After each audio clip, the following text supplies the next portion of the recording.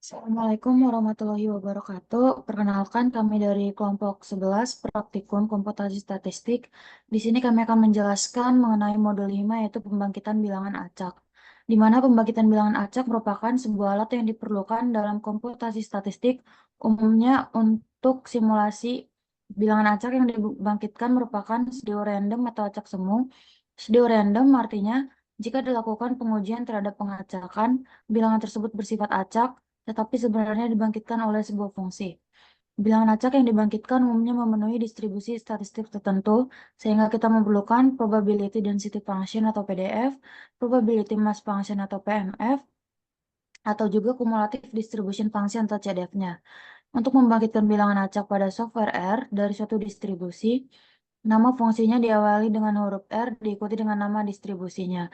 Berikut beberapa perintah yang dapat digunakan dalam software R untuk membangkitkan suatu bilangan acak menggunakan distribusi. Berikut merupakan tabel random generator pada R.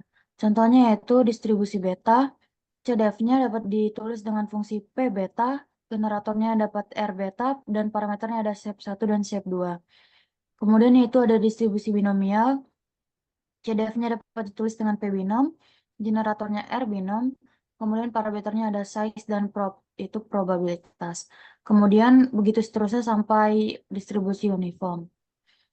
Saat membangkitkan suatu bilangan acak, pembangkitan tidak benar-benar acak karena kita membutuhkan suatu nilai awal, atau diistilahkan dengan nilai seed. Umumnya bilangan seed mengambil waktu pada komputer hingga milisecond. Tetapi jika ditetapkan nilai seed-nya, bilangan acak apapun nilainya akan tetap sama. Untuk menetapkan nilai seed dapat menggunakan fungsi setSeed. Berikut merupakan contoh kodenya, yaitu yang pertama menetapkan seed dengan kode setSeed 345, di mana fungsi setSeed menetapkan seed untuk generator bilangan acak, di mana fungsi ini akan menghasilkan bilangan yang sama setiap kali kode di run. Pada kasus ini, setSeed ditetapkan dengan bilangan 3, 4, dan 5. Berikut merupakan contoh membangkitkan 5 bilangan acak dari distribusi uniform, yaitu kodenya ada random numbers, run if 5, print random numbers. Di mana fungsi run if 5 menghasilkan 5 bilangan acak dari distribusi uniform.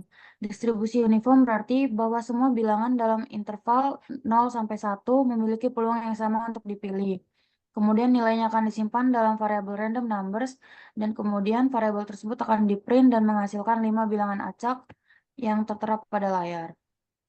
Contoh selanjutnya yaitu menghasilkan 5 bilangan acak dari distribusi normal, yaitu kodenya normal numbers R6, 5, print normal numbers.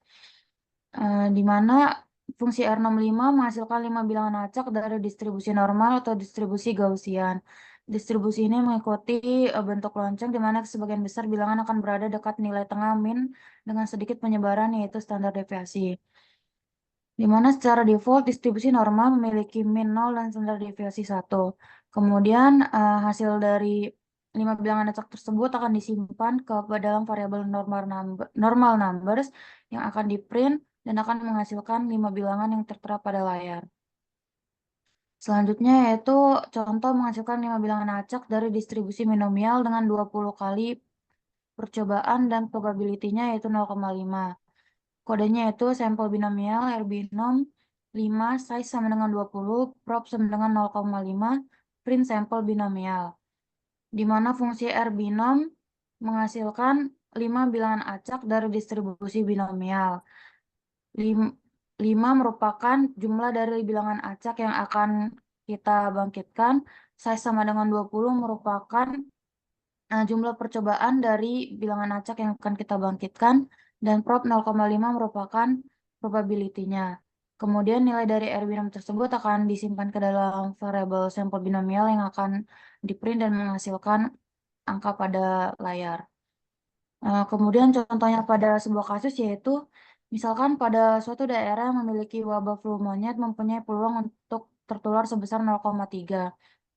Bila diketahui keluarga Pak Saiful memiliki seorang istri, 2 orang anak laki-laki dan 1 anak perempuan, tentukan peluang paling sedikit 1 orang tertular, peluang 2 sampai 3 orang tertular, dan peluang tepat 4 orang tertular. Jawaban kodenya yaitu dapat dilihat pada layar, yaitu ada Yang pertama, peluang paling sedikit satu orang yang tertular menggunakan fungsi P binom. 1, size sama dengan 5, prop sama dengan 0,3, lower tail sama dengan false. Di mana fungsi P binom digunakan untuk menghitung peluang kumulatif dari distribusi binomial. Fungsi ini memberikan probabilitas bahwa jumlah keberhasilan berada di bawah atau di atas nilai tertentu. Parameternya yaitu ada size dengan 5, yaitu menandakan ada 5 percobaan atau 5 orang pada kasus tersebut. Kemudian prop sama dengan 0,3, yaitu peluang suksesnya yaitu 0,3 diketahui dari soal. Kemudian lower tail sama dengan false, yaitu untuk menentukan bahwa kita mencari peluang lebih dari satu orang yang tertular. Jika lower tail sama dengan true, berarti kita mencari peluang kurang dari atau sama dengan nilai yang diberikan. Secara keseluruhan arti kode ini yaitu menghitung peluang lebih dari satu orang yang tertular dari 5 orang dengan probabilitas 0,3 per orang. Dapat dilihat peluang paling sedikit satu orang yang tertular yaitu sebesar 0,47178. Kemudian kode yang kedua yaitu peluang 2-3 orang tertular menggunakan D binom 2 size sama dengan 5 prop 0,3 ditambah D binom 3 size sama dengan 5 prop 0,3. Di mana fungsi D binom digunakan untuk menghitung peluang persis sejumlah keberhasilan dalam distribusi binomial. Parameternya size sama dengan 5 yaitu ada 5 orang, probabilitas 0,3 yaitu peluang suksesnya, di mana D binom 2 dan D binom 3 yaitu peluang 2-3 orang yang tertular. Kemudian hasilnya itu ada 0,441. Untuk kode yang ketiga yaitu peluang tepat 4 orang tertular menggunakan fungsi D binom 4 size sama dengan 5, prop sama dengan 0,3. Sama seperti sebelumnya, fungsi D binom digunakan untuk menghitung peluang tepat untuk 4 orang tertular. Parameternya yaitu ada size dengan 5, yaitu artinya ada 5 orang percobaan dengan probabilitas 0,3, di mana kode ini secara keseluruhan menghitung peluang bahwa tepat 4 orang tertular dari 5 orang dengan probabilitas 0,3 atau 30% per orang, yaitu hasilnya 0,0283. Di mana secara keseluruhan ketiga kode tadi tersebut menggunakan fungsi P binom yaitu menghitung peluang kumulatif, kemudian menggunakan fungsi D binom yaitu menghitung peluang persis sejumlah orang yang tertular. Kemudian untuk kode selanjutnya akan dijelaskan oleh teman saya.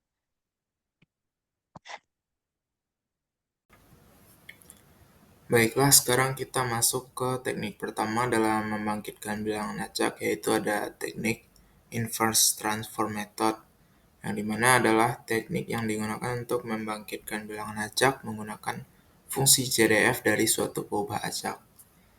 Di sini misalkan suatu distribusi uniform pada interval A, B memiliki CDF fx sama dengan x min A dibagi b min A dengan x elemen A, B.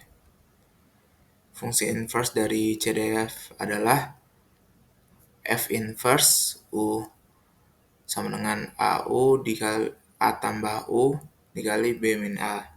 Dengan U bilangan acak dari distribusi uniform 0,1. Di sini kita menentukan 100 dari sampel distribusi uniform ini. Langkah pertama di sini kita inisiasikan A sama dengan 2 dan B sama dengan 10. Kemudian kita bangkitkan bilangan acak dengan fungsi runIf. Dengan bilangan acaknya ada 100 sampel. Kemudian kita aplikasikan inverse CDF-nya dengan fungsi A ditambah U dikali B min A. Kemudian kita bisa lihat distribusi uniform dari 100 bilangan acak tadi. Kemudian contoh selanjutnya di sini kita jika X bilangan acak diskrit dan XI min 1 kecil dari XI dan XI kecil dari XI plus 1 adalah titik yang diskontinu dari Fx. Maka inverse transform adalah F inverse dari X sama dengan XI, di mana Fx dari XI min 1 kecil dari U dan kecil dari fx, xi. Di sini misalkan suatu distribusi diskrit dengan probabilitas Px sama dengan 1 sama dengan 0,2, Px sama dengan 2 sama dengan 0,45, dan Px sama dengan 3 sama dengan 0,35. Di sini kita disuruh menentukan 500 sampelnya. Di sini kita inisiasikan nilai sampel yaitu 500, kemudian kita bangkitkan bilangan acaknya dengan fungsi runIf. Kemudian kita masukkan probabilitas kumulatif dari setiap nilai tadi. Yang pertama, Px sama dengan 1 ada 0,2, Px sama dengan 2-nya ada 0,65, dan Px sama dengan 3-nya ada 1. Kemudian nilai diskrit yang sesuai kita evaluasikan juga dengan di variabel xVals C1,2,3. Di sini juga kita inisiasikan fungsi interval inverse-nya dari U tadi runIf n, kemudian P yaitu probabilitasnya dengan rightmost closed sama dengan true. Kemudian kita tampilkan histogram dari distribusi diskrit di atas.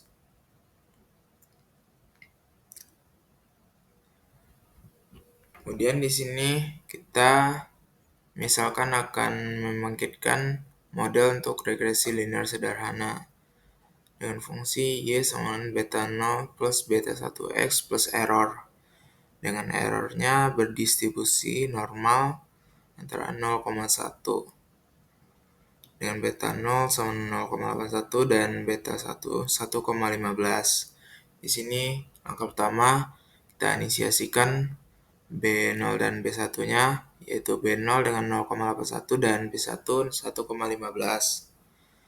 Kemudian kita inisiasikan juga B0 topi dan B1 topinya dengan angka 0. Ini untuk menyimpan variabel-variabel yang akan dibangkitkan nanti, nilai-nilai yang akan dibangkitkan nanti. Kemudian kita bangkitkan bilangan acaknya dengan fungsi for i in 1 sampai 300. Kemudian ada epsilon R0 10, di mana X sama dengan R0 10, Y sama dengan B0 tambah B1 dikali X tambah epsilon, di mana X dan epsilon tadi berdistribusi normal. Kemudian kita buat persamaan linearnya dengan variabel Y dan variabel X. Kemudian kita simpan nilai-nilai yang sudah dibangkitkan dalam B0 topi dan B1 topi. Kemudian hasilnya kita jadikan matriks dengan hasil dari rata-rata dan standar deviasi dari beta 0 dan beta 1. Di sini kita mendapatkan mean dari beta 0-nya 0,81, B1-nya 1,16165, yang dimana tidak berbeda jauh dari nilai B0 dan B1 yang sudah kita inisiasikan tadi. Kemudian ada standar deviasi atau SD yang melambangkan seberapa jauh nilai-nilai tersebut terdistribusi. Di sini 0,33 dan untuk B0 dan 0,37 untuk B1. Mungkin sekian untuk penjelasan dari inverse transform method. Kesimpulannya itu inverse transform method ini adalah teknik yang digunakan untuk memungkinkan bilangan acak menggunakan CDF dari suatu perubahan acak, yang biasanya distribusi yang digunakan adalah distribusi uniform.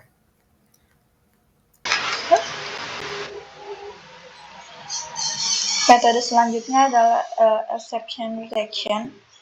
Di sini kita pakai metode ini kalau CFD suatu perubahan acaknya nggak bisa ditemukan. Nah, sebenarnya tahapan dari exception rejection ini, itu pertama kita harus tentukan dulu full baca key-nya sebagai target dari sebaran beserta PDF-nya. Itu nanti kita tandai dengan GY. Lalu kita bangkitkan full bacaknya, lalu bangkitkan juga U berdasarkan distribusi uniform. Lalu setelah dibangkitkan, kita hitung nilai C dengan mencari nilai maksimum dari FT per GT. Nah, kalau misalnya si U ini kurang dari FY per C kali GY, maka kita buat si Y ini sebagai X. Jadi, kalau sudah poin 4 terpenuhi itu, maka balik lagi ke poin 1, yaitu menempatkan perubahan acaknya sebagai target dari sebaran. Nah, di sini kita contohnya itu punya mau menghasilkan sampel dari distribusi gamma dengan parameternya A-nya itu sama dengan 2 dan beta sama dengan 2. Lalu kita juga pakai distribusi eksponensial di mana lambda itu sama dengan 1 per beta. Lalu kita cari nilai C-nya itu berapa. Nilai C itu tadi dicarinya dengan mencari nilai maksimum dari FT per GT kan. Nah, ini kita cari X value-nya, frekuensi to GT dari 0 sampai 01. Nah, out-nya 1000. Nah, ini untuk mencari density-nya, density gamma value-nya, karena kita pakai gamma kan. Distribusi pertamanya gamma 1 per gamma alpha dikali beta pangkat alpha dikali X value-nya yang ini si sequel tadi. Sequel dipangkatkan alpha min 1. Lalu ini eksponensialnya. Kalau misal tadi kan kita pakai distribusinya 2 gamma dan eksponensial, berarti 2 juga yang dicari di density-nya. Nah, kalau density eksponensial itu pakai lambda dikali eksponen kali min lambda kali si X value yang di sini. Lalu jadi nilai C-nya itu adalah maksimal dari density gamma value per density gamma eksponensial value. Tadi si mencari nilai C itu GT per FY per GT. Nah, ini jumlah sampel yang diambil itu N-nya 1000. Lalu kita persiapkan vektor untuk menyimpan sampel ya. Nah, di sini kita pakai sampel dari numerik, ngambil kan kita untuk menyimpan sampelnya berapa. Jadi kita langsung masukin aja. Jadi kalau misalnya kita mau ganti lagi sampelnya, maka ini di sini kita tulisnya n sampel biar dia mengikuti dari sini. Lanjut ke metodenya itu rumusnya ini for i in 1 sampai n sampel itunya ada berapa.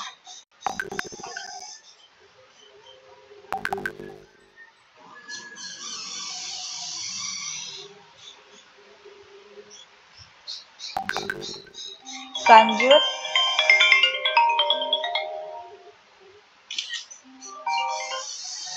kita menghasilkan sampel dari si distribusi proposal atau yang tadi di atas itu kita pakainya eksponensial. X proposal itu 1 sampai rate itu lambda. Lalu kita hitung lagi densitas dari distribusi gamma secara manual. Jadi bisa pakai yang ada langsung, tapi ini kita coba juga yang metode manual lah, seperti ini. Lalu menghasilkan sampel dari distribusi uniform untuk membandingkan. Tadi kan dibilang jika U-nya itu kurang dari FY per GY, jadikan Y sebagai X. Nah, kita mau buat itu, kita mau cek dulu. Batasnya itu run if karena uniform 0 sampai 1. 1 sampai 0.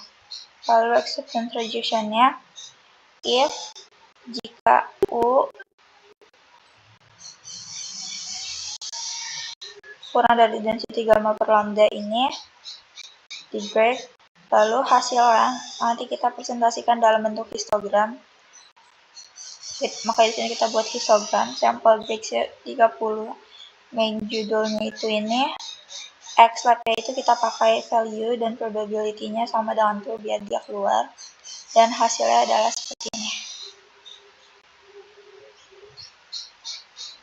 Oke, selanjutnya akan dijelaskan lagi oleh teman saya. Baik, selanjutnya itu ada teknik direct transformation, di mana teknik direct transformation ini adalah teknik untuk menghasilkan sampel dari distribusi probabilitas tertentu dengan menggunakan transformasi langsung dari distribusi yang lebih sederhana atau lebih mudah dikelola. Mungkin langsung saja ke contoh kasusnya. Misalkan kita ingin mentransformasi distribusi uniform ke distribusi eksponensial. Distribusi eksponensial dengan parameter lambda memiliki fungsi inverse CDF, F inverse U sama dengan lambda ln 1 dikurang U per lambda. Karena 1 dikurang U dan U memiliki distribusi yang sama, maka fungsi inverse CDF dapat ditulis menjadi F inverse U sama dengan min lambda U per ln U per lambda. Kemudian di sini ada kodenya, di mana kita inisialisasi lambda itu menjadi 1, di mana yang merupakan laju atau rate distribusi eksponensial. Kemudian kita ingin menghasilkan N sebanyak 1000. Kemudian kode tersebut menghasilkan 1000 bilangan acak dari distribusi uniform antara 0 dan 1 dengan fungsi Ranif N. Kemudian bilangan acak ditransformasi menjadi sampel eksponensial menggunakan rumus min log U per lambda, yang mana log U adalah algoritma dari bilangan acak uniformnya. Nanti hasil transformasinya akan disimpan dalam variabel X, kemudian akan ditampilkan bentuk histogramnya dengan menggunakan warna light blue. Selanjutnya, di sini kelihatan bahwa hasil dari histogramnya, di mana sumbu X itu merupakan nilai dari variabel yang mengikuti distribusi eksponensial dengan sebagian besar nilainya berkisar antara 0 hingga 7. Kemudian sumbu X-nya itu merupakan frekuensi kemunculan nilai tersebut dalam sampel. Dapat dilihat bahwa nilai yang lebih kecil, di mana dekat dengan 0 lebih sering muncul, dengan frekuensi tinggi pada sekitar 200. Kemudian semakin menurun seiring bertambahnya nilai.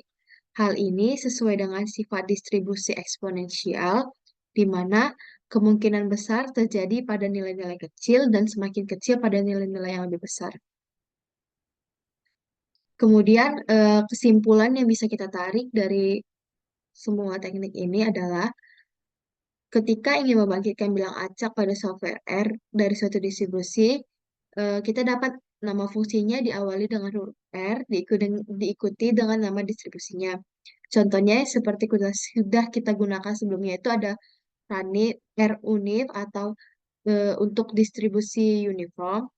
Kemudian ada R norm untuk distribusi normal. Ada juga R binom untuk distribusi binomial.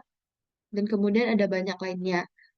Terus kita juga mempelajari tentang teknik pembangkitan bilangan acaknya. Tadi kita mempelajari ada 3. Yang pertama itu ada inverse transform method, di mana adalah teknik yang digunakan untuk membangkitkan bilangan acak menggunakan CDF dari suatu kubah acak. Yang kedua itu acceptance rejection method. Jika CDF suatu kubah acak tidak bisa ditentukan, maka acceptance rejection method ini dapat digunakan untuk membangkitkan bilangan acaknya.